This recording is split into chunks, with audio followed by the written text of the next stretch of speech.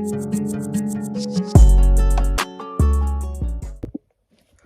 there, I'm Shroz Qureshi and welcome back for another episode of Sports World Podcast, where today we'll be discussing agenda setting in sports and how the media have influence over their audience and how they achieve this with some of the biggest sports broadcasts. In today's episode, I'll be talking about multiple topics and stories published relating to race, gender, and disability, and the differences in what approach was taken on how these stories were presented to the audience, creating a specific angle and narrative for the viewer to see it from. The media are constantly setting agendas when it comes to sport, as every week there is something new to report on, and they will always have a spin on it to display it in a specific way. It's not only about what they publish, but also how. For example, in a newspaper, what are they publishing on page one, and what kind of titles are they using?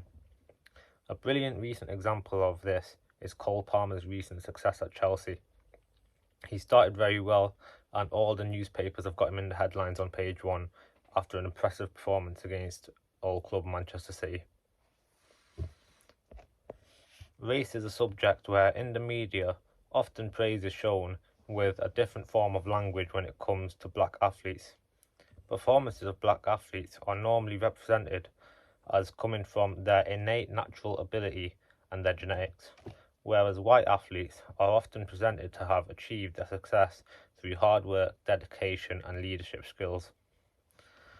To celebrate Black History Month, Sky Sports conducted an interview with a role model for young black athletes, Manchester City's Kyle Walker. He speaks about his hero growing up, Brian Deane.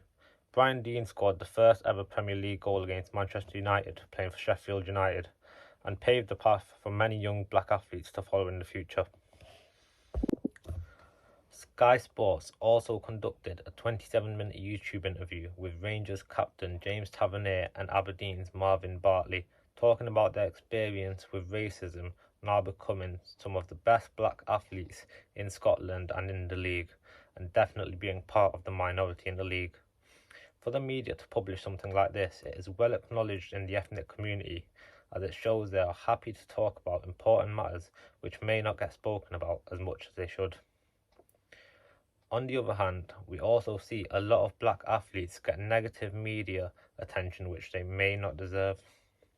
If black athletes are seen doing anything the role model athlete would not do, the media are quick to pick up on it and make a story.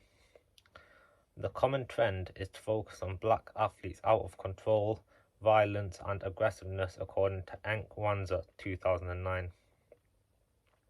Raheem Sterling has been victim to this on multiple occasions.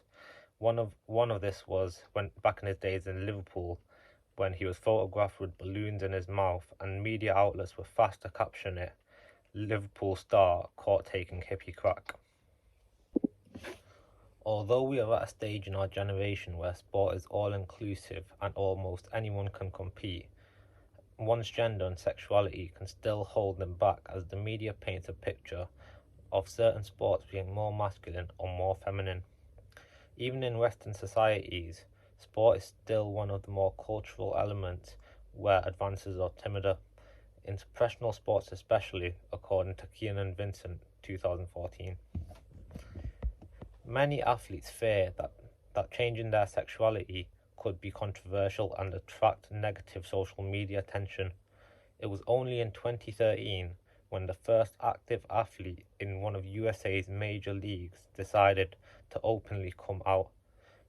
Before this, there were 6 athletes who had come out, but had been all after retirement. Gender in sport and the differences in the amount of media coverage they receive is also widely talked about, as it is a fact that females do not receive equal coverage to men. Women's sports receive 5 to 10% of coverage on all media sports outputs, according to Bruce 2013. A more recent sample taken from BBC Sport UK on the 27th of November 2023 showed only 22% of stories from the week were based on women's sport. TNT Sport are one of the main broadcasters of the Women's Super League, which is one of the most watched women's sports in the world, with a growing audience every year. To promote the league, TNT will share information related to the league on their social media accounts. For example, a Twitter post here about one of the league's Rising Star nominations, Lauren James. Jessica and Jennifer Gadirova were also in the Rising Star nominees in the Action Woman Awards 2021 on TNT Sport after achieving bronze in Tokyo with the Great Britain national team in the Olympics. A post and award like this could be a great source of inspiration for young women in sports. Finally, I would like to talk about disability in sports and how they may be left out a lot of the time and rarely broadcasted. According to Harden in 2009, disabled sports is commonly excluded because it is not seen as serious or competitive by viewers. It may seem like we don't see a lot of stories that published about disabled sports, but here's one posted by the Daily Mirror about how the Spanish Paralympics team was found to have fielded able-bodied players in their final against Russia in the 2000 Paralympics in Sydney. Publishing such a story would give a negative light on disabled sports, especially to readers who may not watch often. Also, having the word fake at the start of the headline is pushing the agenda that disabled sports are not the same as all other sports. Thank you for listening. That's all for today's podcast. I hope you guys enjoyed it. Make sure to drop a like and a subscribe, and don't forget to tune into the next episode.